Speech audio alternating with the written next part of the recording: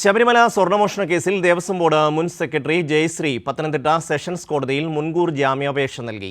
അപേക്ഷ ഹൈക്കോടതി തള്ളിയ പശ്ചാത്തലത്തിലാണ് പുതിയ നീക്കം. അതേസമയം മുരാരി ബാബുവിനെയും സുധീഷ് കുമാറിനെയും വീണ്ടും കസ്റ്റഡിയിൽ വാങ്ങാൻ SIT നീക്കം. മുരാരി ബാബു നൽകിയ ജാമ്യാപേക്ഷ കോടതി നാളെ പരിഗണിക്കും.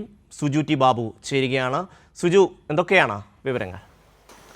ഷമി, നേരത്തെ ജയശ്രീ ഹൈക്കോടതി നേരിട്ട് മുൻകൂർ ജാമ്യാപേക്ഷ നൽകിയിരുന്നു. എന്നാൽ കോടതി ഇത് കീഴ്ക്കോടതി പരിഗണിച്ച ശേഷം ആവശ്യമെങ്കിൽ കേൾക്കാമെന്നാണ് കോടതി പറഞ്ഞത്. അതുകൊണ്ട് കോടതി പരിഗണിക്കാത്ത സാഹചര്യത്തിലാണ് പത്തനംതിട്ട സെഷൻസ് കോടതിയിലേക്ക് ഈ ജയശ്രീ മുൻ ദേവസ്വം സെക്രട്ടറി ഇപ്പോൾ മുൻകൂർ ജാമ്യാപേക്ഷ നൽകിയിരിക്കുന്നത്. നമുക്കറിയാം, കേസിൽ ഈ ദേവസ്വം മിനിറ്റ്സിന് ശേഷം ആ തീരുമാനങ്ങൾ, ദേവസ്വം ബോർഡിൻ്റെ തീരുമാനം അട്ടിമറിക്കപ്പെട്ടു എന്ന ആരോപണ വിധേയാണ് ജയശ്രീ. ദേവസ്വം സെക്രട്ടറി ആയിരുന്നു.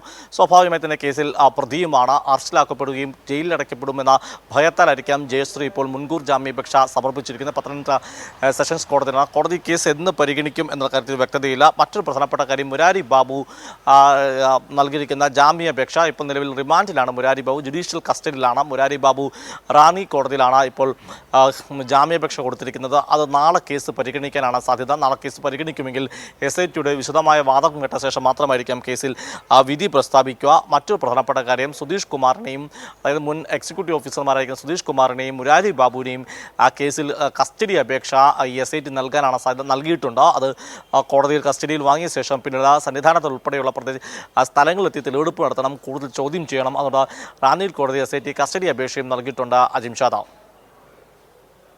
സുജു ടി ബാബുവാണ് വിവരങ്ങൾ നൽകിയത്.